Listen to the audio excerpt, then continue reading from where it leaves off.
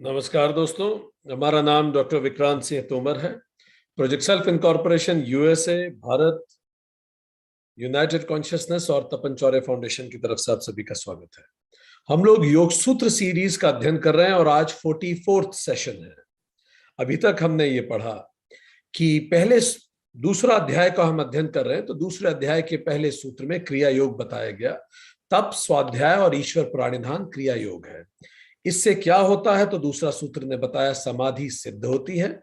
इस समाधि से क्लेश समाप्त होते हैं। क्लेश कौन से हैं तो तीसरे से लेके 9वें सूत्र तक 5 प्रकार के क्लेशों का वर्णन है। इन क्लेशों को किस प्रकार समाप्त करें उसका उपाय सूत्र 10 और 11 में वर्णित है। अगर ये क्लेश समाप्त ना हो तो किस प्रकार दुख होता है उसका वर्णन सूत्र 12 से 16 के बीच में है। और इन दुखों का मूल कारण क्या है तो प्रकृति और पुरुष का संयोग इन दुखों का मूल कारण है। इसका विश्लेषण सूत्र 17 से 19 के बीच में है। पुरुष का डिटेल में एनालिसिस और पुरुष और प्रकृति के संयोग की चर्चा सूत्र 20 से 23 के मध्य है। इस संयोग का कारण क्या है सूत्र 24 बताता है अविद्या है। अविद्या का नाश कैसे होगा सूत्र 25 बताता है कि संयोग समाप्त हो जाएगा अगर अविद्या का नाश हुआ, तो अविद्या का नाश कैसे हो। 26 सूत्र बताता है विवेक ख्याति से। विवेक ख्याति की अवस्थाएं कितनी हैं तो अगला सूत्र 27वां बताता है 7 अवस्थाएं हैं। इन अवस्थाओं को कैसे प्राप्त करें तो 28वां सूत्र अष्टांगिक योग के बारे में बताता है। 29वां सूत्र यम, नियम, आसन, प्राणायाम, प्रत्याहार, धारणा, ध्यान, समाधि इनका उल्लेख करता है। 30वां सूत्र यम को बारे में समझाता है कि यम क्या है। 31वां सूत्र ये बताता है कि यम यदि देश काल समय के परे हो तो वो महाव्रत कहलाते हैं। और अब हम बात करने जा रहे हैं आज कि नियम क्या है। आज हम जिस बारे में चर्चा करेंगे वो है नियम। आज हम सूत्र 32 से शुरू करेंगे। सूत्र 32 कुछ इस प्रकार है। शौच, संतोष, तपः, स्वाध्याय, ईश्वर प्राणिधानी नियमाः। शौच अर्थात पवित्रता, संतोष, तप, स्वाध्याय और ईश्वर शरणागति, ये 5 नियम हैं। यम हमने पढ़ा है पहले, बाह्य शुद्धि है, बाहरी शुद्धि है। नियम आंतरिक शुद्धि है। यम यूनिवर्सल है, बियॉन्ड टाइम एंड स्पेस है। नियम कुछ हद तक समय और स्थिति पर भी निर्भर करते हैं। यम एक योगी का दूसरों के प्रति व्यवहार कैसा हो उस पर फोकस करते हैं। नियम एक योगी स्वयं को किस प्रकार अनुशासित करे उस पर ध्यान देते हैं। नियम और यम में एक और अंतर यम डोंट्स हैं, कुछ व्यवहार ना करना, क्या ना करें, और नियम क्या किया जाए उस पर चर्चा करते हैं। नियम को ही क्रिया योग कहा जाता है। यम और नियम धर्म के परिपालन में मदद करते हैं। इन दोनों को ही मिला के जीवन यापन करने को धार्मिक जीवन कहते हैं। Natural order of the universe होता है। इस natural order of the universe maintain होता है, यम और नियम उसी के आधार है। तो चलिए आज पहला नियम से शुरुआत करते हैं। शौच अर्थात पवित्रता, क्लेनलीनेस, हर स्तर पर पवित्रता, हर स्तर पर शुद्धि। कैसे? अन्नमय, हमारे शरीर की शुद्धि, एनाटॉमिकल प्यूरिटी, या हम कहें अर्थ एलिमेंट की, अन्नमय कोश की शुद्धि हो, शरीर हमारा शुद्ध रहे। फिर प्राणमय कोश की शुद्धि हो, physiological elements of the body, water element की अगर हम चर्चा करें, प्राणमय कोश की शुद्धि हो, मनोमय कोश की शुद्धि हो, फायर एलिमेंट की शुद्धि हो, साइकोलॉजिकल एस्पेक्ट्स में भी हमारा मनोविज्ञान शुद्ध रहे, हमारा मन शुद्ध रहे, प्राणमय कोश शुद्ध ऊर्जाएं रहे हमारे, विज्ञानमय कोश हमारी बुद्धि शुद्ध रहे, एयर एलिमेंट या इंटेलेक्चुअली हम शुद्ध रहे, और आनंदमय कोश स्पिरिचुअली हम शुद्ध रहे, ईदर एलिमेंट जिसे कहा जाता है। तो अब हम इन सभी पे चर्चा करते हैं। शुद्धता क्यों अनिवार्य है और क्यों यौगिक जीवन का यह आधार है। गंदी जगह आप देखेंगे तो एक जानवर भी नहीं बैठता, एक पशु भी जब बैठता है तो पूंछ से उस जगह को साफ करता है फिर बैठता है। और अगर हम चाहते हैं कि परमात्मा हमारे अंदर उतरे तो हमें अपने अंदर को साफ करना ही पड़ेगा, अंतर को साफ करना ही पड़ेगा। जैसे एक बॉटल होती है, उसको अंदर और बाहर दोनों से साफ करना पड़ता है, तभी हायर लेवल ऑफ कॉन्शियसनेस आती है। सो अंदर से भी हम साफ करें और बाहर से भी साफ करें। इस सफाई को ही शौच कहते हैं। व्यास महाराज और आदि शंकराचार्य इस उदाहरण को विश्लेषित करते हैं कि आपने देखा होगा पर्वतों पे स्टेप बाय स्टेप फॉर्मिंग होती है, चरण होते हैं, एक के नीचे कैसी फॉर्मिंग होती है। जब पहली स्टेप में पानी भर जाता है तो किसान क्या करते हैं, हर लेवल पे रुकावट बना के रखते हैं। पहली स्टेज में पानी भर गया तो उसके बाद फिर वो ओवरफ्लो होने लगता है तो थोड़ी सी रुकावट हटा देते हैं तो पानी अपने आप नीचे वाले स्तर पे आ जाता है। जब वहां भर जाता है फिर से थोड़ी सी रुकावट हटाते हैं तो फिर से नीचे वाले, ऐसी मेड़ हटाते जाते हैं थोड़ी थोड़ी, तो ऊपर से नीचे ऐसे प्रवाहित होने लगता है। सो व्यास महाराज कहते हैं रुकावट हटा देने भर से हायर कॉन्शियसनेस नीचे, ये जो लोअर कॉन्शियसनेस या इंडिविजुअल कॉन्शियसनेस है उसमें प्रवाहित होने लगती है। वो हायर कॉन्शियसनेस अपने आप उतरने लगती है हमारे अंदर, अपने आप हम उस हायर बीइंग से कनेक्ट करने लगते हैं, वो अपने आप प्रवाहित होने लगती है। हम सब किसी प्रयास की आवश्यकता नहीं होती, बस वो रुकावट हम हटा दें तो हायर कॉन्शियसनेस अपने आप हमारे अंदर प्रवाहित होगी। ये रुकावट है अपवित्रता। जो हर चीज जो हमारे स्वाभाविक इवोल्यूशन को रोके उसे हटा देना है, बस यही शौच है, यही योग का नियम है। जो भी हमारे स्वाभाविक विस्तार विकास को रोके उसको हटा दे, बाकी सब स्वतः हो जाएगा। तो इन सभी रुकावटों को हटाना शौच है। हर तरह की रुकावट, मानसिक हो या शारीरिक हो। जैसे कोई किसान होता है, वो जब फसल बोता है और फसल में जब वो किसी भी तरह की खाद डालता है तो वो ये खाद तो डाल सकता है अपने फसल में, पर हर पौधे के अंदर वो खाद घुस जाए उसके लिए वो कुछ नहीं कर सकता। वो तो खाद डाल देता है, हाँ, पर वो एक काम करता है, खरपतवार हटा देता है। सारी खरपतवार हट जाती है तो जो खाद होती है वो उन पौधों को स्वतः मिलने लगती है और वो ऊर्जा स्वतः बीज में चली जाती है, फसल अच्छी बन जाती है। ये हमारी मानसिक खरपतवार को हटाना ही शौच है। मेंटल वीड्स जब हम इनको निकाल देते हैं तो हायर कॉन्शियसनेस स्वाभाविक रूप से होने लगती है। तो ये हमारी मानसिक खरपतवार क्या है? हमारे गलत आदतें। चलिए, I am giving you 30 seconds. एक गलत आदत के बारे में सोचिए, थिंक अबाउट इट। आपकी एक गलत आदत क्या है? सोचिए उसके बारे में। यह आपकी मानसिक खरपतवार है।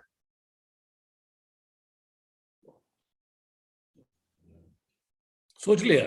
गुड। दूसरा, गलत कर्म। पिछले 24 घंटे में आपने एक ऐसा कौन सा कर्म किया जो नहीं करना चाहिए था? कुछ भी हो, सोचिए उसके बारे में। 24 घंटे में याद नहीं आया तो पिछले 7 दिन में देख लीजिए। एक गलत कर्म ऐसा जो आपको नहीं करना चाहिए था, छोटा या बड़ा कोई फर्क नहीं पड़ता। सुबह घूमने जाना था, नहीं गए, वो भी ठीक, वो भी आप सोच सकते हैं। ठीक, सोचा आपने? अब तीसरा, एक ऐसा विचार जो आपके मन में आया हो जो नहीं आना चाहिए था। Think about it. ये भी मानसिक खरपतवार है। ये सभी, कोई गलत साथ, कोई गलत संगत, इन्हीं को उखाड़ देना, उखाड़ फेंकना शौच कहलाता है। तो शौच 2 प्रकार के होते हैं, बाहरी जिसको हम फिजिकल भी कहते हैं या शारीरिक भी कहते हैं, और दूसरी आंतरिक जिसको हम मेंटल कहते हैं या मानसिक कहते हैं। तो चलिए बाहरी शौच के बारे में बात करें। बाहरी शौच क्या है? बाहरी मतलब शारीरिक शौच, यहां से शुरू करते हैं।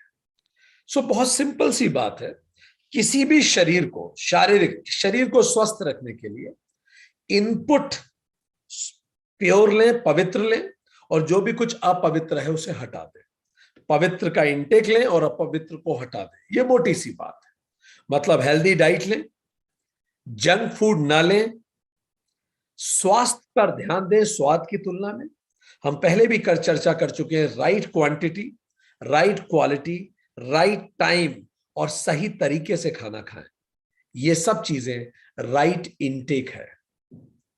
अगर हम ये नहीं करते तो फिजिकल टॉक्सिन्स आती है, कंटेमिनेशन आता है, शारीरिक अपवित्रता शुरू होती है। छांदोग्य उपनिषद 7.2 कहता है, शुद्ध आहार लेने से मन शुद्ध होता है, शुद्ध मन होने से स्मृति शुद्ध होती है। जब मन शांत होता है तो अपने स्वभाव को आप याद करना सरल हो जाता है, मेडिटेशन सरल हो जाता है, तो स्मृति शुद्ध हो जाती है। शुद्ध आहार से शुद्ध मन बनता है, शुद्ध मन से शुद्ध स्मृति होती है, और शुद्ध स्मृति से सर्व ग्रंथियां खुल जाती है।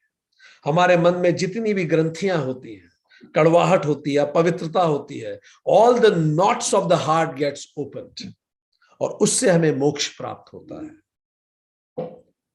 आहार शुद्धो सत्व शुद्धि ही, सत्व शुद्धो ध्रुवा स्मृति ही, स्मृति लभ्ये सर्व ग्रंथि नाम विप्र मोक्ष। छांदोग्य उपनिषद। तो ये सारी कहानी की शुरुआत अन्न से होती है, जैसा आप खाते हैं। छांदोग्य उपनिषद 6.5.1 कहता है, अन्नम शितम त्रेधा विधीयते तस्य यह स्थविष्टो धातु तत्पुरुषम भवति, यो मध्यस्थ मासम यो अनिष्ट तत् मनः। जो भी आप खाना खा रहे हैं, अन्न खाते हैं, वो 3 अंगों में बढ़ जाता है। छांदोग्य उपनिषद कहता है, जो उसका स्थूल हिस्सा होता है, स्थविष्ट, वो मल बनता है बाद में, वही मल होता है। फिर जो मध्यम हिस्सा होता है खाने का, वो मांस बनता है, और जो अनिष्ठ, जो सूक्ष्म तत्व होता है उस खाने का, वो हमारा मन बनता है। तो जो भी हम खाना खा रहे हैं, उसका स्थूल हिस्सा मल बन जाएगा, मध्यम ऊर्जा वाला हिस्सा मांस बनेगा, और अंततः जो बिल्कुल सूक्ष्म है वो हमारा मन बन जाएगा। इसीलिए जैसा हम खाना खाते हैं वैसा हमारा मन स्वतः रूप से बनता है। आप इस एक्सपेरिमेंट को कभी भी करके देखिए। आप अपने खाने को पूरा सात्विक बना के देखिए 7 दिन के लिए। 7 दिन बाद आपको महसूस करेंगे आप कि आपके विचारों में परिवर्तन आना चालू होगा। आपको क्रोध उतना जल्दी नहीं आएगा जितना जल्दी पहले आता था। आपको शरीर लाइट लगेगा, हल्का लगेगा। विराट कोहली कहते हैं कि एक जमाने में मैं बहुत, जो मेरी मर्जी होती थी मैं खा लेता था, इससे मेरे रिफ्लेक्सेस स्लो हो गए, मेरा क्रिकेट में परफॉर्मेंस गिरने लगा। एंड देन मैंने सोचा कि एक इंटरनेशनल लेवल का खिलाड़ी ये अफोर्ड नहीं कर सकता। उसके बाद उन्होंने कहा कि मैंने 2-2 घंटे व्यायाम को दिए रोज, अपने शरीर पे बहुत ध्यान दिया, और उसने कहा कि मैंने पिछले इतने सालों में फिर कोई चीट डे मनाया ही नहीं जब तक performance up to the mark नहीं हुआ। No cheat day throughout the year, कोई चीट डे नहीं। उन्होंने कहा उसके बाद मेरे रिफ्लेक्सेस फास्ट हो गए। वो माइक्रो सेकेंड फास्ट बॉल को खेलते समय मेरा बल्ला किस पल घूमेगा, वो मेरे रिफ्लेक्सेस स्वतः फास्ट हो गए। तो आपका मन कितना स्थिर होगा, कितना फोकस्ड होगा, वो निर्भर करता है आप कैसा फूड खाना खा रहे हैं। आपके मसल्स कितने स्ट्रांग होंगे निर्भर करता है आप खाना कैसे खा रहे हैं। आदि शंकराचार्य कहते हैं यही सिद्धांत 5 इंद्रियों के आधार पर, आहार पर भी लागू होता है। 5 इंद्रियों से जो भी आप रिसीव करते हैं, यही सिद्धांत उस पर भी लागू होता है। क्योंकि आहार, आदि शंकराचार्य कहते हैं, केवल मुंह से नहीं लिया जाता। जो आप सुन रहे हैं वो भी आपके मन को प्रभावित करता है, वैसे आपके विचार बनने लगेंगे। जो आप स्मेल कर रहे हैं वो तक, अगर आप ऐसी चीजों को स्मेल कर रहे हैं जो सात्विक नहीं है, इसका आपके व्यवहार पे प्रभाव पड़ने लगता है। आप देखेंगे कि हर फूल, कई चीजें आपको बहुत शांत महसूस कराती हैं, कई सुगंध आपको सात्विक महसूस कराती हैं, कई सुगंध आपको अराउज करती हैं, कई सुगंध आपको ध्यान लगाने के लिए प्रेरित करती हैं। तो even it is a complete science. ये नाक का आहार है। कान का आधार आहार आप क्या सुन रहे हैं? आपके आसपास के लोग जिस टोन में, जिस पिच में बात करेंगे, धीरे धीरे देखेंगे आपकी भी टोन और आपकी भी पिच वैसी होने लगी। अगर आपके आसपास लगातार क्रोधित ध्वनियां आ रही हैं, तो आप में भी क्रोध आने लगेगा, क्योंकि आपका मन फिर वैसा बनने लगेगा।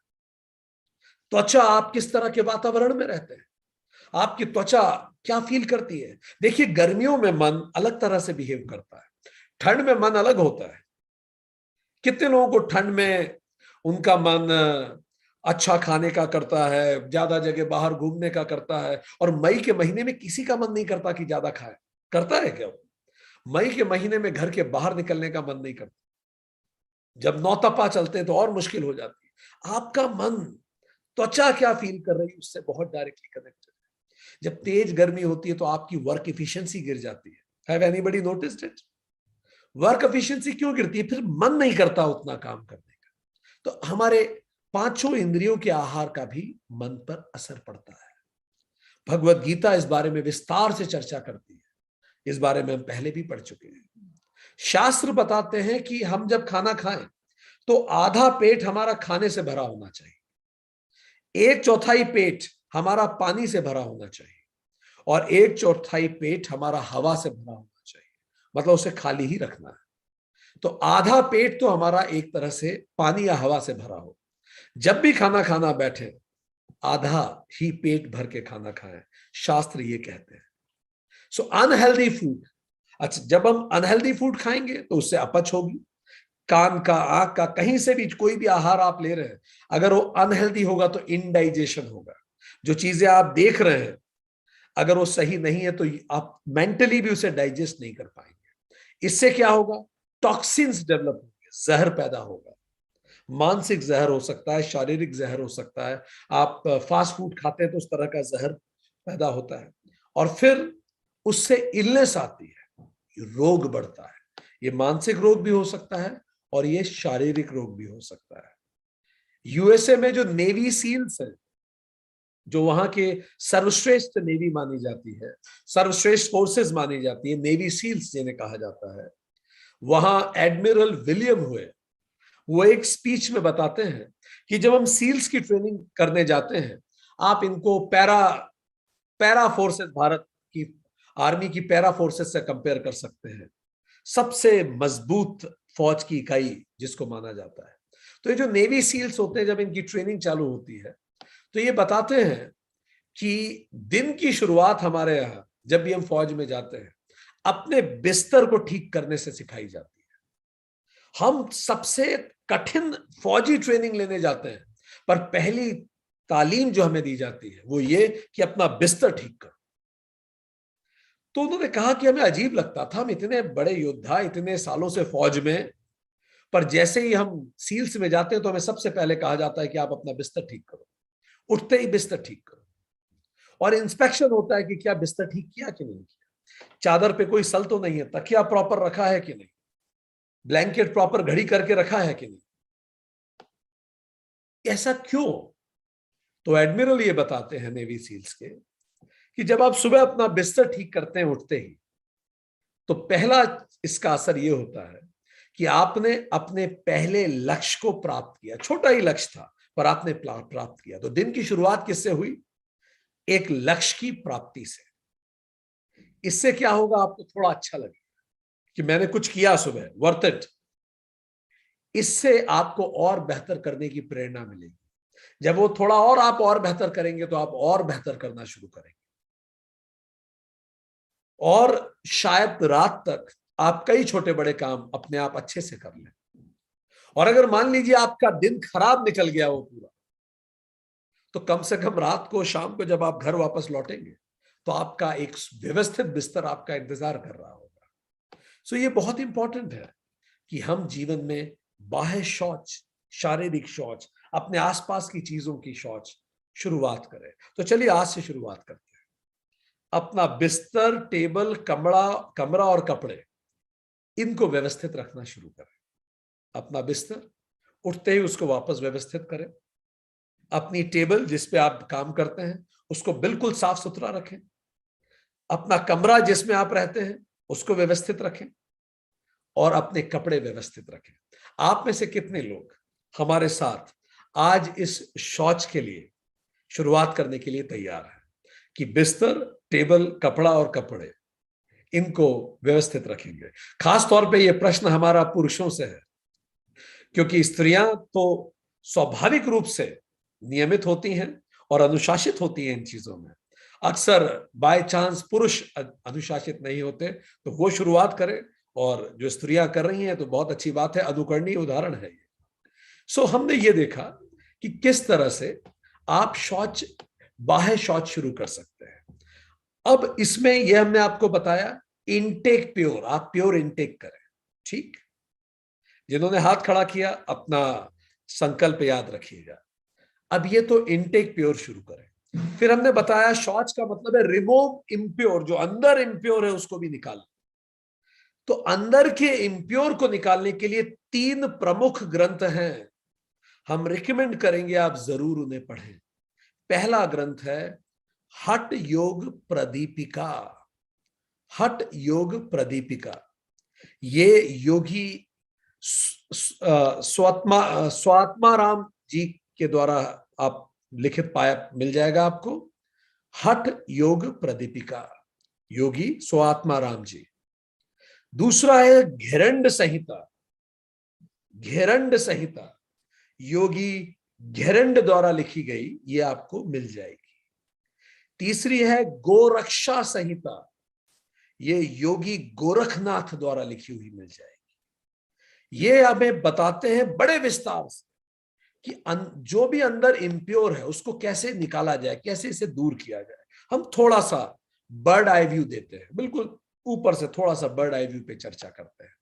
जैसे एक मिट्टी का पात्र है, अगर वो कच्चा है तो पानी डालते ही वो टूट जाएगा, उसे आग में तपाना पड़ता है।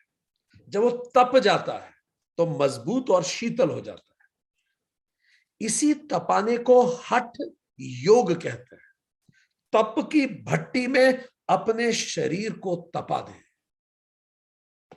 कैसे? ये तीनों ग्रंथों में विस्तार से इसमें चर्चा की। हठ योग प्रदीपिका आप पढ़े या धैर्य संहिता पढ़े तो ये इसमें प्यूरिफिकेशन, अपना इंटरनल प्यूरिफिकेशन, इसको शोधन बोलते हैं। तो पहला हो गया शोधन। दूसरा दृढ़ता लाते हैं, दृढ़ता के लिए आसन, स्ट्रेंथनिंग। क्या विषय वस्तु है इन ग्रंथों की हम आपको बता रहे हैं। इंटरनल प्यूरिफिकेशन, शोधन। दूसरा दृढ़ता, स्ट्रेंथनिंग, आसन उसके माध्यम से अचीव किया जाता है। तीसरा स्थैर्य, स्टडीनेस, मुद्राओं के द्वारा इसको अचीव किया जाता है। चौथा धैर्य, जिनमें धैर्य की कमी हो प्रत्याहार की शुरुआत कर सकते, कामिंग योरसेल्फ, वो भी इसकी विषय वस्तु है। पांचवा लाघव, मींस लाइटनेस। कई लोगों को बॉडी में बड़ा हैवीनेस लगता है, pranayama will bring lightness in the body, लाघव। छठा प्रत्यक्ष, परसेप्शन, ध्यान के माध्यम से बिल्कुल जो आप कंसंट्रेशन आपका बढ़ता है। और अंतिम निर्लिप्त, आइसोलेशन, समाधि। थोड़ा सा आज हम केवल शोधन पे बात करेंगे क्योंकि आज हमारी विषय वस्तु शौच है। तो ये जो शोधन है इसी को धैर्य संहिता में षट कर्म के रूप में बताया गया है। षट कर्म, षट मतलब 6 काम करें रोज। ठीक, हम बहुत विस्तार से नहीं जा पाएंगे समय की कमी के कारण, पर इन पुस्तकों में आप पढ़िए, विस्तार से आपको मिलेगा। पहला षट कर्म क्या होते हैं? धौती, वस्ती, नेति, लौकिकी, त्राटक और कपालभाति। धौती से शुरू करते हैं। धौती का मतलब शुद्ध करना। ठीक, तो धौती भी कई तरह की होती है। अंतः धौती, दंत धौती, हृदय धौती, मूल धौती। अंतः धौती क्या होती है? वायु से अपने अंदर को पवित्र कर, उसमें ऐसे ऐसे करके चोंच बना के वायु अंदर ली जाती है, उसको अंदर घुमाया जाता है, उसकी एक प्रक्रिया है पूरी, उससे अंतर को साफ किया जाता है। अंतः धौती पूरी प्रक्रिया है, पुस्तकों में उल्लिखित है, सही मार्गदर्शन में से करें। दूसरा होता है वारी सार। वारी सार इसी तरह से पानी से इंटरनल प्यूरिफिकेशन किया जाता है। फिर एक होता है ब्रही सार, उसमें ये अग्नि अग्नि कहते हैं, जठरा अग्नि से संबंधित है। तो आपकी जो नाभि है, कुंभक करके उस नाभि को अंदर खींचा जाता है ताकि आपकी रीढ़ की हड्डी से वो चिपके जाके, इससे अंदर का एब्डोमिनल सफाई होती है। पूरी इसकी प्रक्रियाएं हैं, इन ग्रंथों में इसका उल्लेख है, ग्रंथ इजीली ऑनलाइन भी अवेलेबल है। ठीक। फिर चौथा है बहिष्कृत। हम बात कर रहे हैं धोती में अंतः धोती है, अंतः धोती में वातसार, वारीसार, ब्रहीसार, ब्रहीसार मतलब अग्नि से, और चौथा होता है बहिष्कृत। बहिष्कृत मतलब देखो, होठों को ऐसे कौवे की तरह चोंच के समान बनाया जाता है, यूं। ठीक। और उसके बाद वायु को अंदर भरते हैं पेट में, और 1.5 घंटे तक पानी उस वायु को अंदर ही घुमाते हैं, और बाद में गुदा द्वार से उसे निकालते हैं। प्रक्रियाएं हैं, थोड़ी ट्रेनिंग से इन्हें सीखा जा सकता है, इससे इंटरनल प्यूरिफिकेशन होता है। दूसरी धोती होती है दंत धोती, दांत कैसे साफ करें, जीभ मूल धोती। ठीक। तो देखिए, दंत धोती के भी 4 प्रकार हैं। हमने बताया पहला अंतः धोती, उसके 4 प्रकार, वात, वारी, ब्रही और बहिष्कृत। दूसरी है दंत धोती, इसके भी 4 प्रकार हैं। टीथ, दांत की सफाई कैसे करें, जीभ की सफाई कैसे करें, उसकी भी पूरी प्रक्रिया दे रखी है। कान के छेदों की सफाई कैसे करें, उसकी भी प्रक्रिया दे रखी है। ठीक। और कपाल छिद्र, ये इसकी सफाई कैसे, तो उसमें ऐसे होता है कि थोड़ा सा पानी में हाथ गीला करके अपने दाहिने हाथ से हल्का हल्का इधर टैप करते हैं, बिल्कुल हल्का हल्का। ठीक। सो इस तरह से प्यूरिफिकेशन होता है। हर चीज के अपने फायदे हैं, और धरंड, महर्षि धरंड बहुत महान विद्वान थे, उन्होंने एक्सपेरिमेंट करके इसको लिस्ट किया है। ठीक। फिर तीसरी धोती होती है हृदय धोती। इसमें हृदय धोती भी 3 प्रकार की होती है, दंड, वमन और वास। दंड, केले के पौधे के अंदर का जो दंड होता है, उसको गले में डाला जाता है और फिर वापस निकाला जाता है, फिर गले में डाला जाता है, फिर निकाला जाता है, अंदर पूरा साफ करते हैं। फिर एक होती है वमन धोती, इसी में हृदय में ही। वमन में भोजन करने के पश्चात गले तक पानी पीते हैं और उसके बाद उल्टी करते हैं, वमन करते हैं, पूरा बाहर कफ पित्त बाहर आ जाता है उससे। उसकी प्रक्रिया है, हमने फिर कहा एक्सपर्ट के सामने से कीजिएगा, उसके गाइडेंस में। फिर एक होती है वास्त्र धोती, वस्त्र से। तो करीबन 4 अंगुल चौड़ा, लगभग इतना चौड़ा एक वस्त्र लेते हैं और 5 हाथ लंबा कपड़ा लेते हैं, उसको अंदर उतारते हैं गले में, और फिर उसे बाहर निकालते हैं पूरा, और अंदर की पूरी सफाई करते हैं। विशेष प्रकार का एक कपड़ा होता है उसके। फिर मूल धोती होती है। मूल धोती का मतलब हाथ की जो अपनी मध्यमा उंगली है, उससे गुदा द्वार को साफ किया जाता है। अलग अलग तरीके से धोती की जाती है। आंतरिक प्यूरिफिकेशन जरूर पढ़िएगा, ब्यूटीफुल स्क्रिप्चर इट इज। ठीक। हम ये क्यों डिटेल में नहीं बता रहे हैं, क्योंकि इसको जब आप करेंगे तो यू नीड डायरेक्ट गाइडेंस। शुरुआत किसी के प्रत्यक्ष गाइडेंस में कीजिए, इसलिए I am not going in detail. आमने सामने होते तो शायद हम लोग करके किसी एक्सपर्ट्स के साथ हम करवाते इसको, ताकि आप देख सकते हैं उसको, आगे बात करें। दूसरा इज वस्ती। पहली हो गई धोती, षटकर्म में दूसरी इज वस्ती। वस्ती जल वस्ती होती है और स्थल वस्ती होती है। जल वस्तु वस्ती क्या होती है, जैसे एक टब में पानी भरा जाता है और नाभि तक आप जल में आ जाते हैं, और ऐसा उत्कट आसन लगाते हैं। वो जो पोज होता है एक उत्कट आसन का, वो लगाया जाता है, और उत्कट आसन में बैठते हैं, जिसको आप चेयर आश्रम भी कहते, चेयर मुद्रा भी कहते हैं। ठीक है। तो उत्कट आश्रम में आसन में बैठते हैं, और गुदा द्वार को श्रिंक करते हैं और लूज करते हैं, श्रिंक करते हैं और लूज करते हैं पानी के अंदर। इसको जल वस्ती कहते हैं। फिर एक स्थल वस्ती होती है, शुष्क होती है। अश्विनी मुद्रा में बैठते हैं और फिर गुदा द्वार का संकुचन करते हैं और उसको फिर से विस्तार देते हैं। गुदा द्वार को संकुचित करते हैं, विस्तार करते हैं। ठीक। इससे अलग अलग फायदे होते हैं, समय अभाव में अभी हम उसमें नहीं जा रहे हैं। पर हाँ, हर षटकर्म अंदर से प्यूरिफाई करता है। नेति तो बड़ी प्रसिद्ध है, 4 प्रकार की होती है। जल नेति, सूत्र नेति, दुग्ध नेति, धृत नेति, तेल नेति। एक नॉस्ट्रिल से जल लेते हैं और दूसरे नॉस्ट्रिल से निकाल के जल से पूरा नाक साफ करते हैं। सूत्र से एक सूत्र अंदर डालते हैं, फिर उसको निकालते हैं दूसरे। दुग्ध से, घी से, तेल से, सबसे किया जाता है। फिर होती है लौकिकी। वाम, दक्षिण और मध्य 3 तरह की लौकिकी होती है। इसमें बहुत प्रबल वेग से पेट को, जो उदर होता है, उसको तीनों तरफ घुमाया जाता है। आपने देखा होगा ऐसी लहर उठती है पेट में, इसको लौकिकी कहते हैं। इधर भी ले जाते हैं, वाम, मध्य, दक्षिण, तीनों तरफ ऐसे घुमाते हैं उसको। ठीक। त्राटक अगला है। ये भी 2 प्रकार का, अंतः त्राटक, बाह्य त्राटक, बात कर चुके हैं इस पे। बिना पलक झपकाए किसी लघु लक्ष्य को टकटकी लगा के देखना त्राटक है। फिर कपाल भांति होती है, प्राणायाम है, वात कर्म, व्युत कर्म, शीत कर्म, अलग अलग प्रकार की है। तो बड़ी एक विस्तार में क्या है, शोधन या प्यूरिफिकेशन 6 प्रकार का। धौती, वस्ती, नेति, लौकिकी, त्राटक और कपाल भांति। धौती 4 प्रकार की, अंत, दंत, हृदय और मूल। अंत, वात, वारी, ब्रही, बहिष्कृत। दंत में दांत, जीभ मूल, कान और ये जो हमारा ऊपर का ब्रह्मरंध्र है उस तरफ। ठीक। और अगला इज हृदय, दंड, वमन और वास, और फिर मूल है। तो इस तरह से हमने अलग अलग चीजों में इसको जानने का प्रयास किया। ये सब आपको मिलेगा धरंड संहिता में बहुत डिटेल में। ऑनलाइन आप पढ़ें, जिस भी भाषा में आप इसको लेना चाहते हैं, पर इसको करें एग्जीक्यूट एक्सपर्ट के व्यक्तिगत सामने निर्देशन में। और एक बार आप सीख जाएं तो फिर आप अपने हिसाब से इसको करते जाएं। ठीक। ये तो हो गया बाह्य शौच। अब बात करें आंतरिक शौच की। आंतरिक शौच क्या है?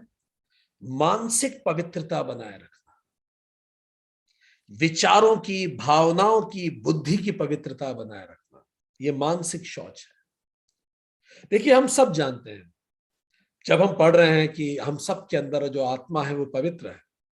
कठोपनिषद कहता है 1.3.12, समस्त प्राणियों में छुपा हुआ यह आत्म तत्व प्रकाशित नहीं होता, वरन यह सूक्ष्म दृष्टि रखने वाले तत्वदर्शियों को ही सूक्ष्म बुद्धि से दिखाई देता है।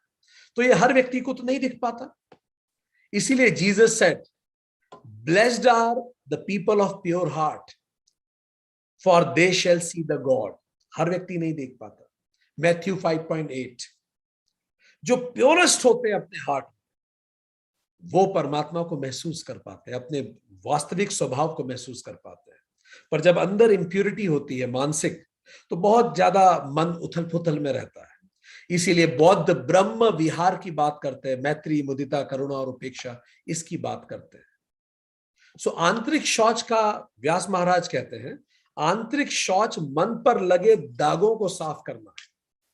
जो स्टेन्स ऑन द माइंड छप जाते हैं, मेंटल टॉक्सिन्स जो होते हैं, जो दाग लगे हुए हमारे मन पे, ये दाग क्या है? गुस्सा, कामनाएं, पूरे शट रिपू, किसी ने कुछ कह दिया है वो हम भूल नहीं पा रहे हैं, अनरिजॉल्व्ड स्टफ, अनडाइजेस्टेड थॉट, किसी का ब्रेकअप हो गया, उसे सहन नहीं हो रहा, मेंटल कंटेमिनेशन, कुछ भी, ये सब मन के दाग है जो ज्यादा समय हमारे अंदर रह जाते हैं। तो क्या होता है?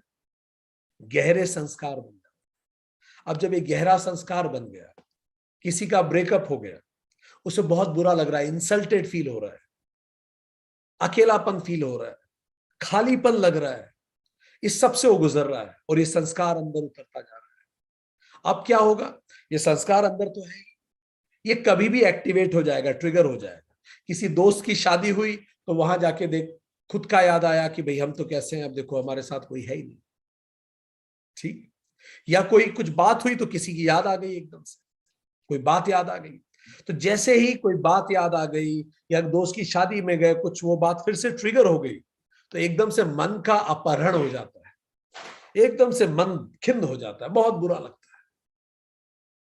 कोई भी चीज आप अपने जीवन में याद कीजिए, कोई भी एक चीज, ऐसी चीज जो आपको अंदर तक चुभती थी, अचानक कई बार वो ट्रिगर हो जाती है।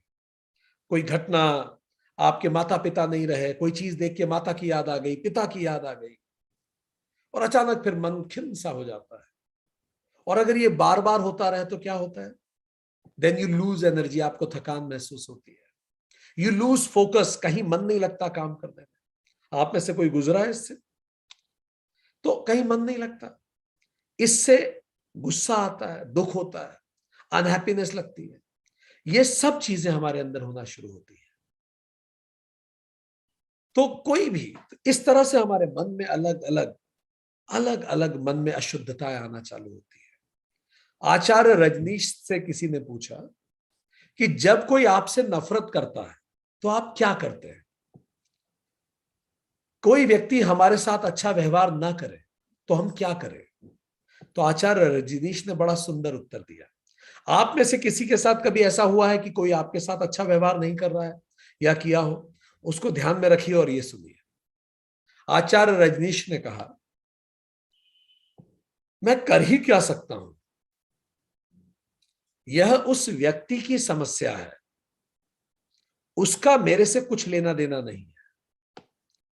यदि मैं यहां नहीं होता तो वो किसी और से नफरत करता, अगर कोई और नहीं होता, वह अकेला होता तो खुद से नफरत करता।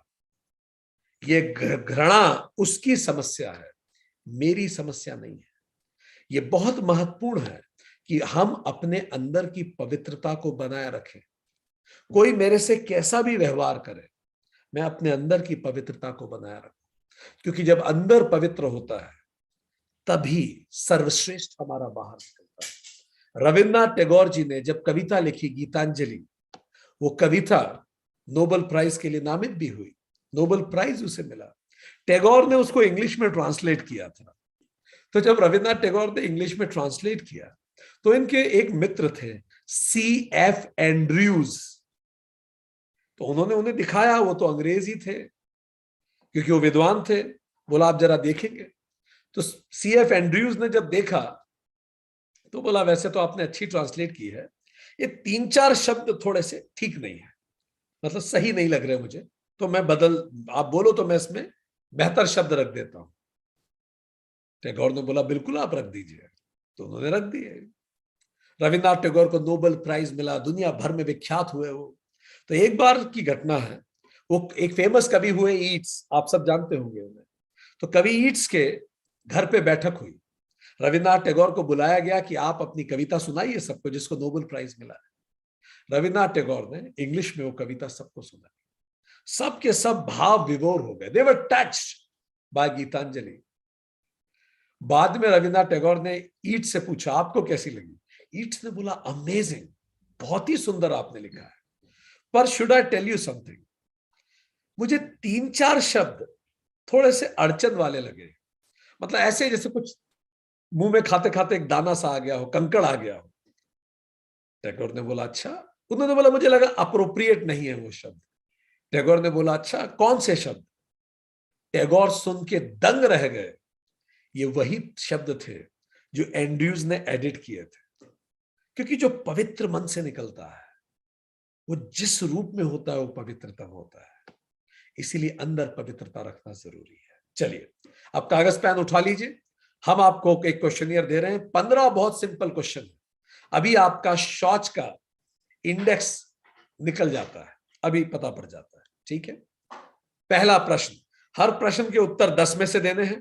अगर आप बिल्कुल वैसा ही करते हैं तो 10 में से 10, नहीं करते तो 0, कभी ऐसा कभी वैसा तो बीच में। चलिए शुरू करते हैं। पहला, मैं रोज नहाता हूं। दूसरा, मैं साफ कपड़े पहनता हूं। तीसरा, मैं केवल सेहतमंद खाना ही खाता हूं। चौथा, मैं आधा पेट ही खाना खाता हूं, कभी भी पेट भर के खाना नहीं खाता। पांचवा, मैं अपने आसपास सदा साफ सफाई रखता हूं। अंक देते जाइए।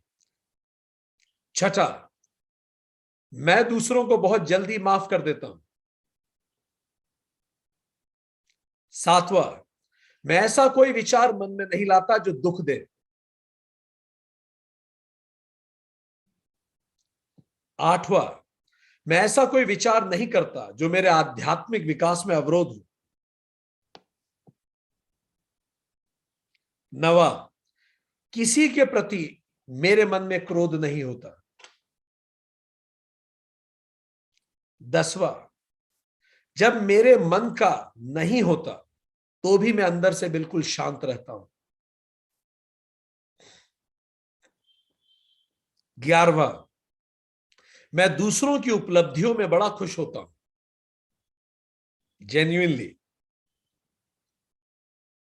12वां, नकारात्मक विचारों, बातों और व्यवहार पर मैं ध्यान नहीं देता। 13वां, हर मेरे अंदर हर प्राणी के लिए करुणा है। मेरे अंदर हर प्राणी के लिए करुणा है।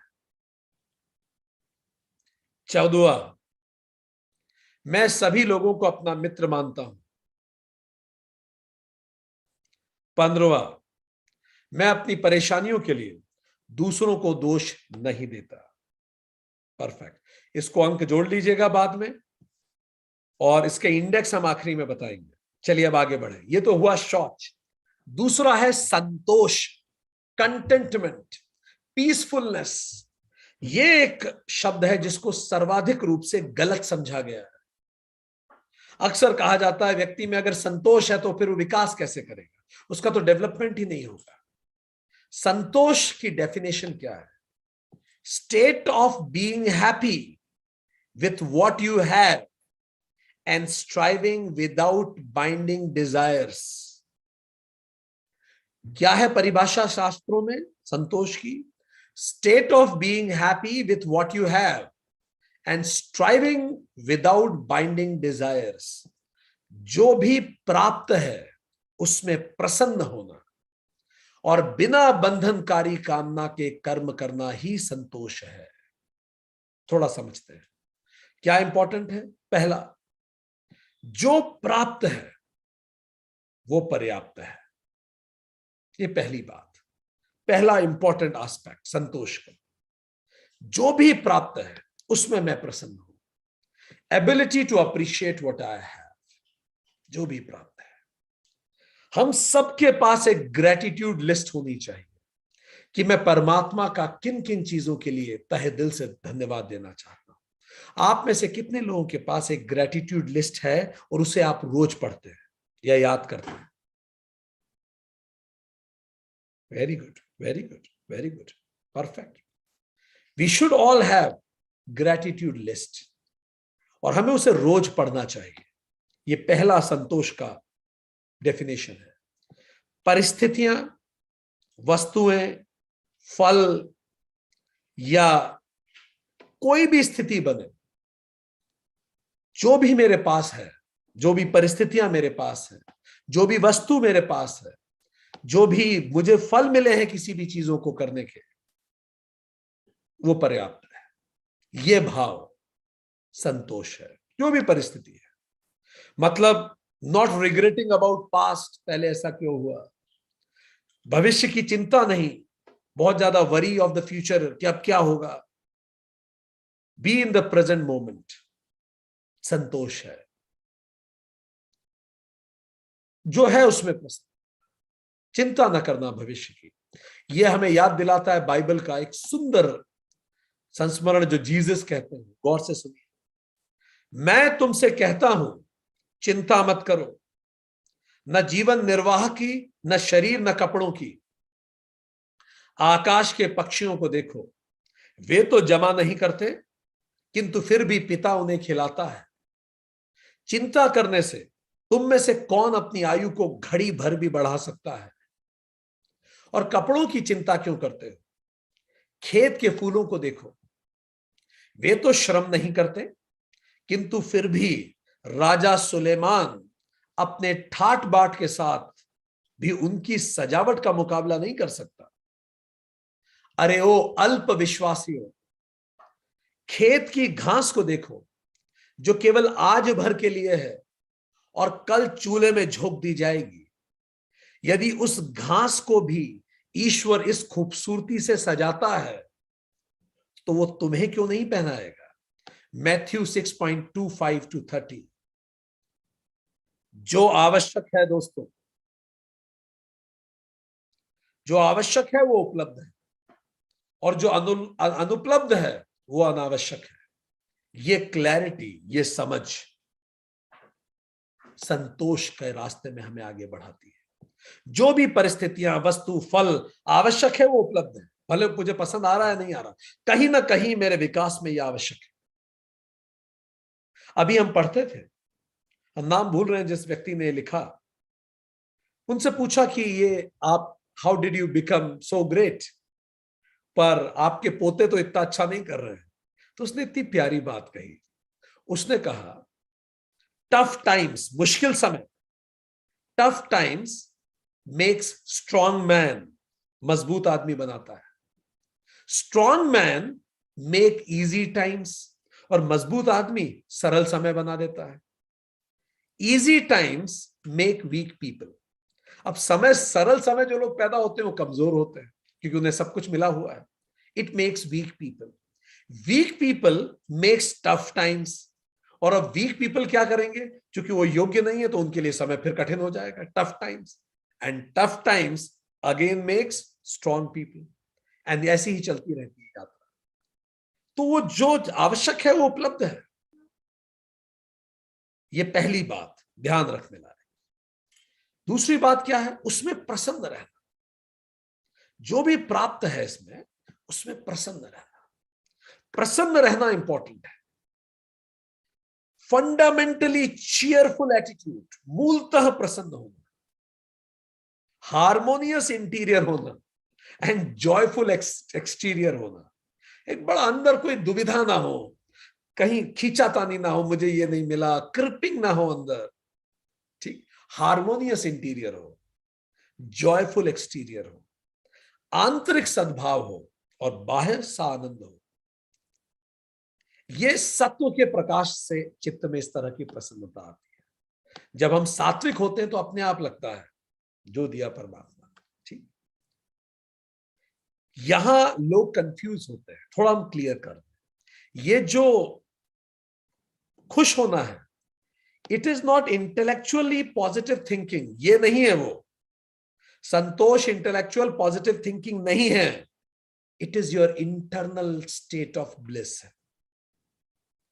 It is not forced external happiness, कोई फोर्स्ड हैप्पीनेस नहीं है ये, कि कोई कह रहा है भाई इतने में भी तुम खुश नहीं हो, ये फोर्स्ड हैप्पीनेस नहीं। ये कोई मेंटल कैमोफ्लेज भी नहीं है। मेंटल कैमोफ्लेज मतलब दिखावटी छलावरण, कि दूसरों को दिखाने के लिए हम खुश रह रहे हैं, ये भी वो नहीं है। संतोष ये नहीं कहलाता। ये अंगूर खट्टे हैं भी नहीं है, कि जो नहीं मिला वो नहीं चाहिए था, ये भाव नहीं है, ठीक। जो प्राप्त है वो पर्याप्त है, और जो मिला है वो आवश्यक था, जो नहीं मिला वो अनावश्यक था, ठीक। It is not acting out, ये एक्टिंग नहीं है कि हम बहुत संतोषी हैं इसकी एक्टिंग करना, ये संतोष नहीं है। तो हमने बताया क्या है क्या नहीं है, ठीक। तो हमने दो बातें की। पहली बात क्या है, वो क्या बता रही है परिभाषा, जो प्राप्त है उसमें प्रसन्न रहना, ठीक। दूसरी बात, अब आगे बढ़े। बिना बंधनकारी कामना के, भगवत गीता में सूत्र 2.71 में भगवान कृष्ण निस्पृह की बात करते हैं। निस्पृह, गीता सीरीज में आप पढ़ेंगे इसे। निस्पृह मतलब नॉन स्टिकिंग, चिपकना नहीं, ऐसे नो बाउंडिंग डिजायर्स। कामना, देखिए कामना करना मन का स्वाभाविक कार्य है, पर वो कामना बंधनकारी ना हो। मैं भावनात्मक रूप से किसी पर निर्भर ना हो, कोई भी व्यक्ति, वस्तु, परिस्थिति, कर्मफल पर मैं निर्भर ना हो। मेरी प्रसन्नता और शांति किसी भी वस्तु की प्राप्ति, उसकी उपस्थिति या अनुपस्थिति से स्वतंत्र हो। यह है संतोष। संतोष आत्मनिर्भरता है। एक H.G. वेल्स नाम के विद्वान हुए, उन्होंने विश्व इतिहास लिखा है, उसमें लिखते हैं दुनिया में बहुत से सम्राट हुए, लेकिन अशोक जैसा चमकता हुआ सितारा दुनिया में दूसरा कोई नहीं। ऐसा क्यों उन्होंने लिखा? अशोक प्रसन्नता और आनंद के लिए अपने साम्राज्य का विस्तार कर रहा था कि मेरा नाम बढ़ेगा, और अंततः फिर कलिंग युद्ध आया। असंतोष के गर्भ से कलिंग युद्ध प्रकट हुआ।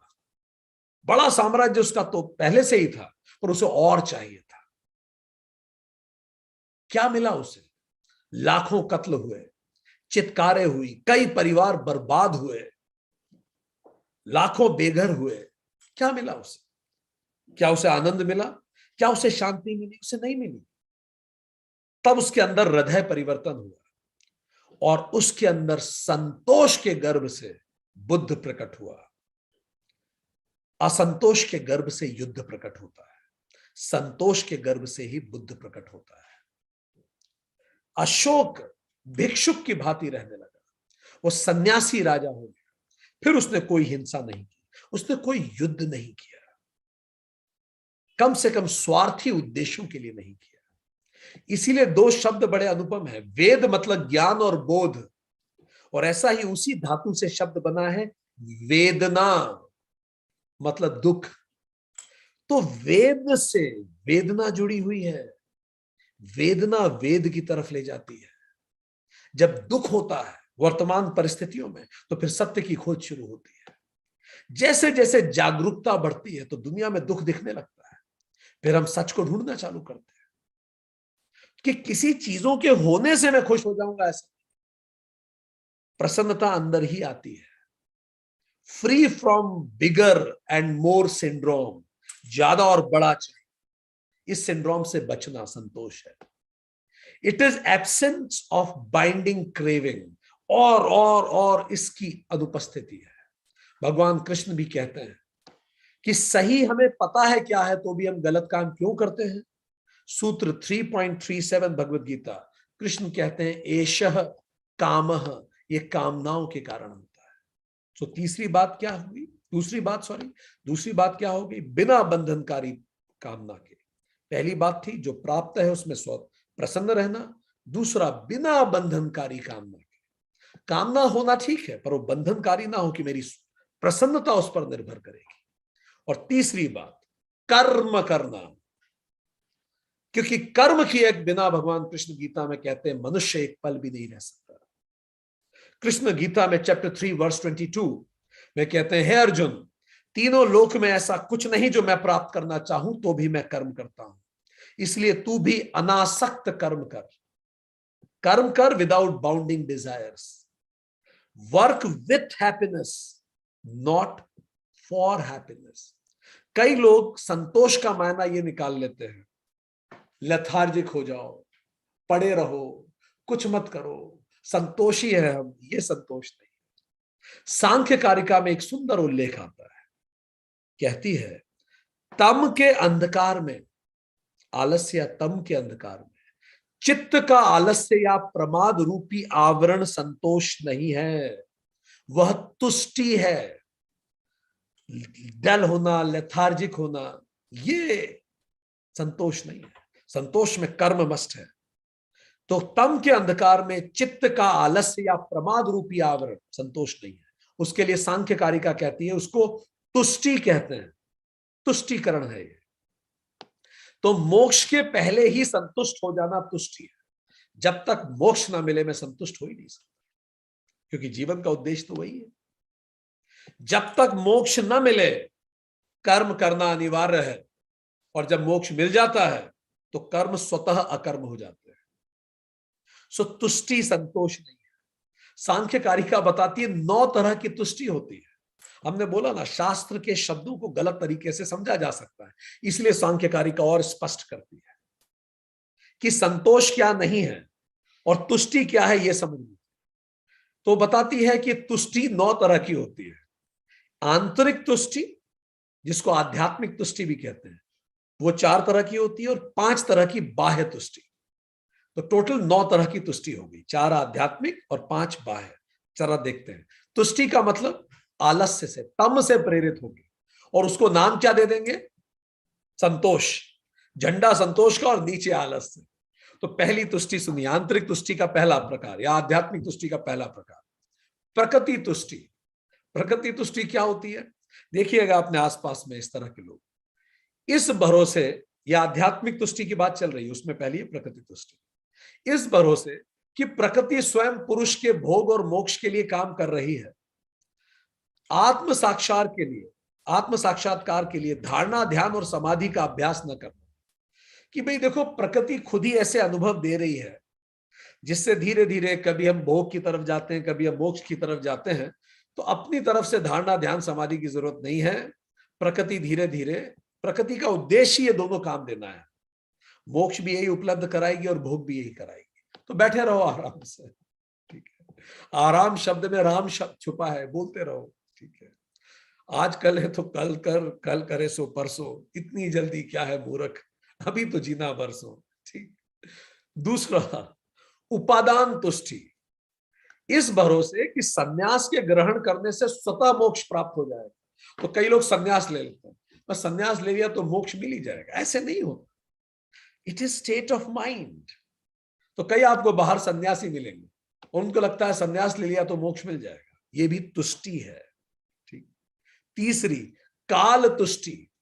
इस विचार से कि सब काम काल के अधीन है, समय आने पर मोक्ष स्वयं प्राप्त हो जाएगा, यत्न करना बेकार है, समय आएगा हमारा, हमें भी मोक्ष मिल जाएगा। सबका समय आता, हर चीज काल बाधित है, ऐसी बड़ी बड़ी वो लोग बातें करेंगे अपनी मक्कारी को छुपाने के लिए, ठीक। भाग्य भरोसे बैठे रहेंगे। अरे भाग्य भरोसे क्या बैठे हो, भाग्य तो खुद आपके भरोसे बैठा है। आप चल, क्योंकि भाग्य तो परछाई है, आप चलोगे तो भाग्य चलेगा, आप रुकोगे तो भाग्य रुकेगा, आप बैठोगे तो भाग्य बैठेगा, आप डूब जाओगे तो भाग्य डूब जाएगा। भाग्य आपकी परछाई है, आप दौड़ोगे तो भाग्य दौड़ेगा। तो भाग्य भरोसे मत बैठिए, भाग्य खुद आपके भरोसे बैठा है। सो काल तुष्टि, ठीक है, ये भी तुष्टि है।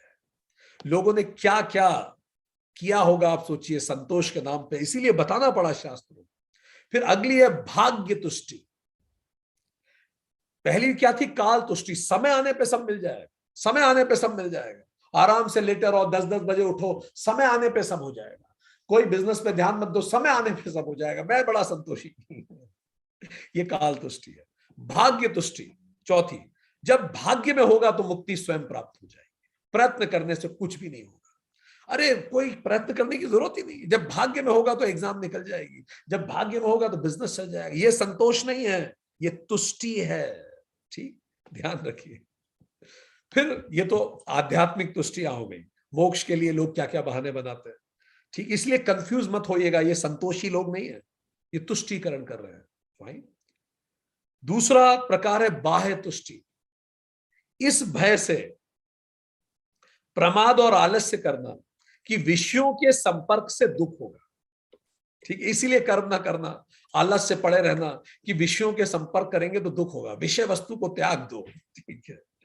पांचवा सुनिए, विषय प्राप्त करने में दुख होता है, विषय विषय ही है, इसीलिए उनको प्राप्त नहीं करना, नौकरी नहीं करना, बिजनेस छोड़ के बैठ जाओ, कुछ मत करो, बस बैठे रहो, क्योंकि विषय दुख है, ये तुष्टि है। पकड़ छोड़ना है, वस्तु छोड़ना जरूरी नहीं है, आप वस्तु को मन से पकड़े रहें और पकड़ छोड़े ना, तो इससे कोई मतलब नहीं। कि विषय कुछ करना ही नहीं कि विषय प्राप्त करने से दुख होगा, यह संतोष नहीं है। छठा, विषयों को बढ़ाने में दुख होगा कि कुछ बढ़ाओ ही मत। याद रखिए, जीवन में गति जरूर होती है, या तो प्रगति होगी नहीं तो दुर्गति होगी, और यदि प्रगति नहीं हो रही तो निश्चित मानिए दुर्गति हो रही है। या तो आप कुछ नया सीख रहे हैं या कुछ पुराना भूल रहे हैं। Use your skills, because if you are not using your skills you are losing your skills. पर संतोष एक मानसिक अवस्था है। सातवां, विषयों की रक्षा में दुख। अब जो बनाया उसको रक्षा करना पड़ेगा तो उसमें दुख हो जाएगा, इसलिए बनाओ ही मत, अपने कर्तव्य कर्म तो कीजिए, बाउंडिंग डिजायर्स मत रखिए, जो उसमें बन गया ठीक, नहीं बना तो ठीक, पर आलस से कर रहे हैं कुछ करो ही मत। आठवां, भोग में दुख।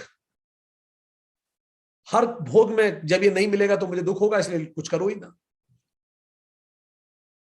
नवा, दूसरों की हिंसा में दुख में कुछ करूंगा तो कहीं ना कहीं किसी की हिंसा होगी, तो मैं कुछ करो ही ना, बैठे ही ना उसे।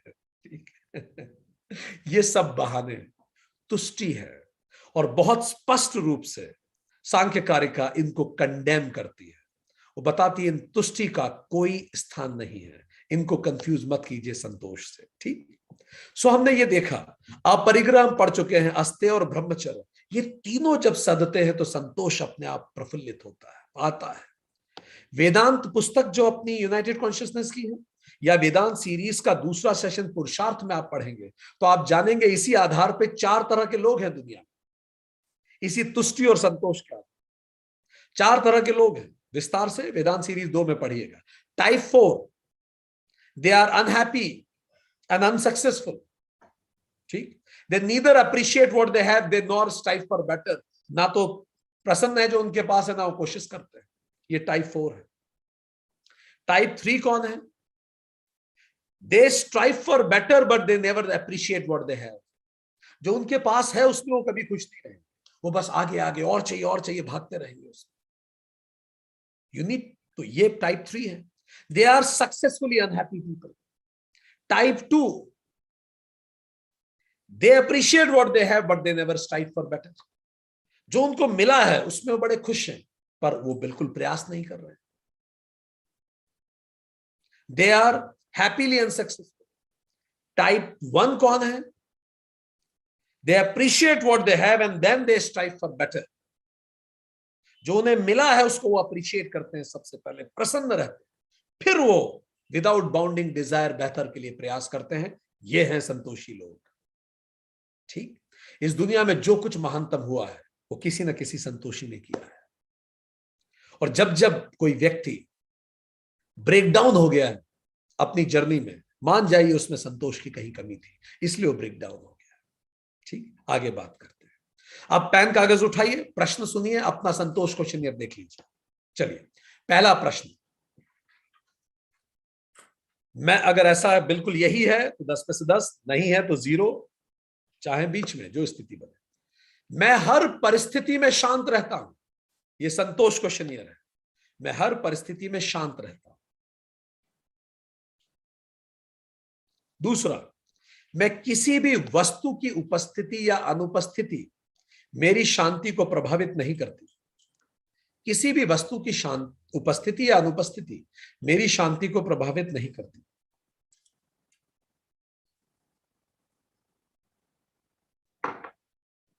मुझे लगता है जो आवश्यक है वो मुझे उपलब्ध है। ये तीसरा प्रश्न है। चौथा प्रश्न, मुझे जितना मिलता है मैं उसमें खुश रहता हूं। ये चौथा प्रश्न। पांचवा प्रश्न, मेरे मन में जो मेरे पास है उसके लिए गहरी कृतज्ञता की भावना है। मेरे मन में जो कुछ मेरे पास है उसके लिए बड़ी कृतज्ञ, ग्रैटिट्यूड की फीलिंग है, डीप ग्रैटिट्यूड। छठा प्रश्न, मैं रोज जो मेरे पास है उसके लिए कृतज्ञता बोल के प्रदर्शित करता हूं परमात्मा को, या ध्यान में बोल के प्रदर्शित करता हूं। मैं रोज जो मेरे पास है उसके लिए कृतज्ञता परमात्मा को बोल के प्रदर्शित करता हूं, बोलता हूं कि भगवान इन सब चीजों के लिए धन्यवाद। सातवां, मेरे हर कृत्य में परमात्मा के प्रति कृतज्ञता प्रदर्शित होती है। मैं कुछ भी कर रहा हूं दिन भर, मेरे कर्म में यह दिखता है कि मैं उस परमात्मा के प्रति कृतज्ञ हूं कि यह सब मुझे मिला है, जो कुछ है। आठवां, मैं कर्म करता हूं किंतु मेरी प्रसन्नता उन कर्मों में आशा के अनुरूप फलों पर निर्भर नहीं करती।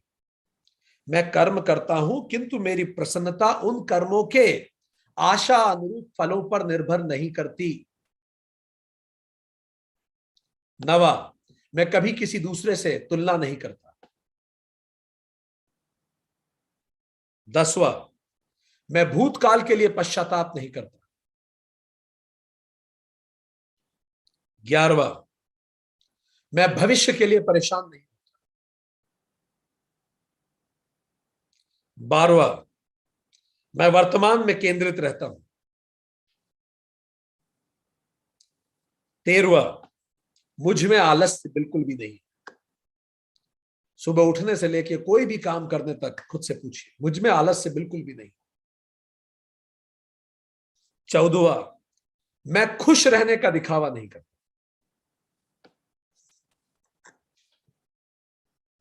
15वां, जब विपरीत परिस्थितियां आती हैं तब भी मेरा मन शांत बना रहता है। आप स्कोर कर लीजिएगा, ठीक। अब आइए तप पे। तीसरा जो नियम है वो तप है। तप पे हम बात नहीं करेंगे क्योंकि तप पे हम पहले ही विस्तार से चर्चा कर चुके हैं सेशन योग सूत्र का 29-30 पे। पर कागज पेन उठाइए, तप पे 10 प्रश्न है, आपका तप क्वेश्चनियर। आप तपस्वी कितने हैं जरा देख लेते हैं। पहला प्रश्न, आज आपके पास आपके नियम का क्वेश्चनियर हो जाएगा, आप अपने नियम का स्कोर निकाल सकते हैं। आगे बढ़ते हैं, चलिए। पहला, जब मैं खाना खाता हूं तो आधा पेट भर के ही खाना खाता हूं, अंक दीजिए। दूसरा, जब मैं जो योजना बनाता हूं 100% उसी अनुरूप जीता हूं, भले वो दिन का कोई टाइम टेबल हो या कुछ भी हो, जो मैं योजना बनाता हूं उसको जीता हूं 100%। तीसरा, मेरा मेरे मन पर पूर्ण नियंत्रण है, मेरा मन भटकता नहीं है।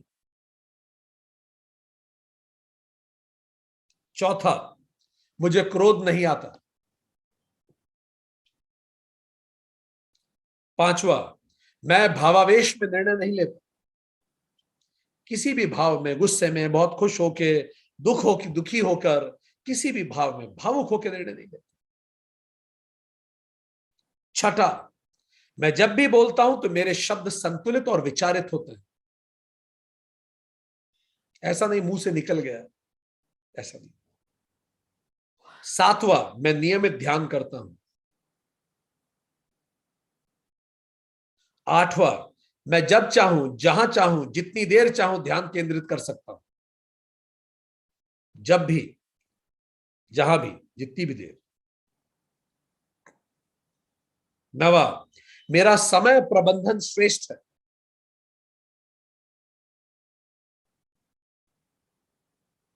10वां, मेरी दिनचर्या आदर्श व नियमित है, बिल्कुल नियमित और रेगुलर मेरा दिनचर्या है।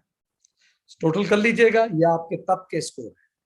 इससे आपको यह भी रिवीजन होगा कि तप का क्या तात्पर्य है, ये परिभाषा भी है तप की जो आपने 10 पॉइंट लिखे। अब अगला क्वेश्चन है स्वाध्याय।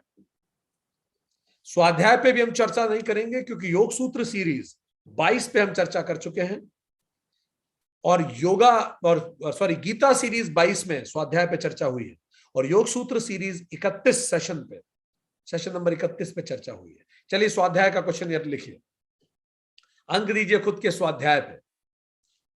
मैं रोज किसी न किसी शास्त्र का अध्ययन करता हूं।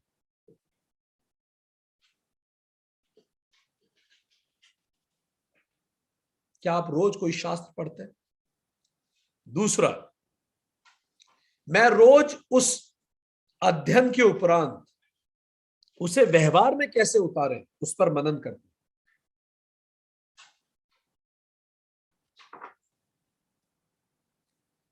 तीसरा, मैं रोज व्यवहार करते समय यह ध्यान रखता हूं कि वह व्यवहार शास्त्र से उचित है कि नहीं, शास्त्रोचित है कि नहीं। मैं रोज व्यवहार करते समय ध्यान रखता हूं कि वह व्यवहार शास्त्रोचित है कि नहीं।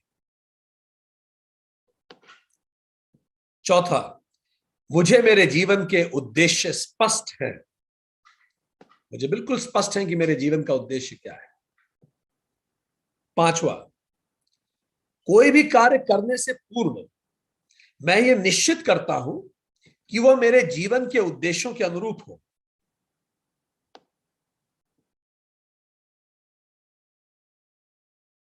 छठा, मैं नियमित रूप से अपनी कमियों का आकलन करता हूं और उसमें सुधार करता हूं। सातवां, मुझे एकांत में रहना पसंद है। आठवां, मैं नियमित रूप से इस बात के लिए जागरूक रहता हूं कि क्या मेरे विचार, शब्द, व्यवहार मुझे मेरे जीवन के लक्ष्य की ओर ले जा रहे हैं। मैं नियमित रूप से इस बात के लिए जागरूक रहता हूं कि क्या मेरे विचार, शब्द और व्यवहार मुझे मेरे जीवन के लक्ष्य की ओर ले जा रहे हैं। 9, मुझे स्वयं को लेकर किसी प्रकार की दुविधा नहीं है, कोई सेल्फ डाउट नहीं है, नो सेल्फ डाउट। 10, मेरी शांति किसी भी बाहरी व्यक्ति, वस्तु या परिस्थिति पर निर्भर नहीं करती। ये 10 पॉइंट स्वाध्याय है। अगर आपका जीवन ऐसा है तो आप स्वाध्याय कर रहे हैं। ठीक, अंतिम पे आइए, ईश्वर प्राणिधान, ये 5वां नियम है। इसको भी हम बात नहीं करेंगे क्योंकि इसमें डिटेल में योग सूत्रा सीरीज 21, 22 और 32 में चर्चा हो चुकी है। बस हम उन 10 प्रश्नों पे बात करेंगे जो ईश्वर प्राणिधान को परिभाषित करता है। आप अपने आप को अंक दीजिए और बाद में आप देख पाएंगे कि नियम में आप कहां स्थिर खुद को पाते हैं। चलिए, पहला प्रश्न, अंक दीजिए खुद को। मैं इस बात पर पूरा विश्वास रखता हूं कि सभी घटनाएं किसी दैवीय योजना के अनुसार होती है। There is a divine plan that happens. मैं इस बात पे पूरी तरह से विश्वास रखता हूं। मैं इस बात पर पूरा विश्वास रखता हूं कि सभी घटनाएं किसी दैवीय योजना के अनुरूप होती है। दूसरा, मैं भविष्य को लेकर चिंतित नहीं रहता। अंक दीजिए, क्योंकि सीधी सी बात है, जो परमात्मा को मानता है फिर उसे चिंता किस बात की। चिंता का मतलब यह है कि हम पूरा विश्वास नहीं रख रहे। थिंक। तीसरा, मैं वर्तमान के प्रति विचलित नहीं रहता। चौथा, मैं जीवन में घटी दुखद घटनाओं को सोचकर दुखी नहीं होता।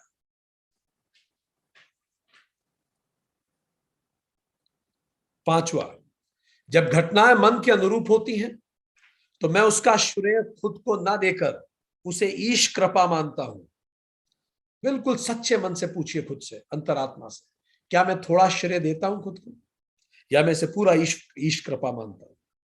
जब घटनाएं मन के अनुरूप होती हैं तो मैं उनका श्रेय स्वयं को न देकर उसे ईश कृपा मानता हूं। छठा, जब घटनाएं मन के विपरीत होती हैं तो मैं उसका उत्तरदायित्व स्वयं को न देकर उसे भी ईश इच्छा मानता हूं। मैं खुद को ब्लेम नहीं करता, गिल्ट में नहीं जाता, ब्लेम गेम नहीं करता, मुझे लगता है ईश्वर की यही इच्छा है। सातवां, मेरी प्रसन्नता लक्ष्य की प्राप्ति पर निर्भर नहीं करती। आठवां, मैं यह कर पाऊंगा या नहीं, यह विचार मुझे विचलित नहीं करता।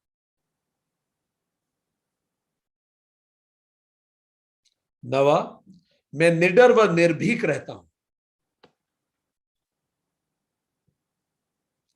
10वां, मैं अपने कर्मों को सदा धार्मिक व पवित्र रखता हूं। मैं अपने कर्मों को सदा धार्मिक व पवित्र रखता हूं। अब आपने जितने क्वेश्चंस भरे हैं, अगर आपके कहीं भी स्कोर 0 से 20% है, इसका मतलब भ्रमित है। 20 से 40% है, इसका मतलब विचलित है। 40 से 60% आ रहा है, इसका मतलब पथिक है आप उस यात्रा। 60 से 80% आ रहा है, इसका मतलब आप साधक हैं। 80 से 100% आ रहा है, इसका मतलब आप योगी हैं। हम एक क्विक रिकैप लेते हैं। हमने क्या पढ़ा? हमने ये जाना कि यम बाह्य शुद्धि है, नियम आंतरिक शुद्धि है। दोनों यम और नियम मिला के धर्म का आधार बनते हैं। पहला नियम है शौच। शौच अन्नमय, प्राणमय, मनोमय, विज्ञानमय, आनंदमय सभी प्रकार के कोश की शुद्धि है। जैसे बॉटल को अंदर बाहर से किया जाए। आदि शंकराचार्य और व्यास जी दोनों इस बात पर उल्लेख करते हैं कि जैसे खेती होती है, रुकावटें आप हटाते जाइए, अपने आप हायर आपके अंदर डिसेंट होता चला जाएगा। इस प्रकार की मानसिक अवस्था को शौच कहते हैं। और हम जिस तरह से जितना ज्यादा खरपतवार उखाड़े नेगेटिव आदतों की, उसी को शौच कहते हैं। बाहरी और आंतरिक शौच दो प्रकार की होती है। बाहरी शौच शरीर की होती है, जिसमें हमने बात की कि किस प्रकार हमें खाना खाना चाहिए। स्थूल खाना मल बनता है, मध्यम मांस बनता है और सूक्ष्म मन बनता है। इस प्रकार की हमने डिटेल में चर्चा करी और इसके लिए हमने बात की कि धरण संहिता हठ योग प्रदीपिका, गोरक्षा संहिता, इसमें किस प्रकार पूरा विस्तार से प्यूरिफिकेशन को समझाया गया है। आंतरिक शौच के बारे में भी फिर हमने चर्चा की कि आंतरिक शौच मन को प्रसन्न रखना है, किसी भी स्थिति में अंदर से किसी के प्रति नेगेटिव विचार ना आना आंतरिक शौच है। इसके बाद फिर हमने संतोष पे बात की। संतोष का मतलब है जो प्राप्त है उसमें प्रसन्न होना, बिना बंधनकारी कामना के कर्म करना ही संतोष है। और संतोष तुष्टिकरण नहीं है। हमने संतोष और तुष्टि में अंतर देखा और 9 प्रकार के हमने तुष्टि के बारे में भी चर्चा करी। और इसके बाद हमने उनके क्वेश्चनियर से जाना कि हम अभी इसमें कहां स्टैंड करते हैं। आज के लिए इतना ही। Thank you very much. नमस्ते।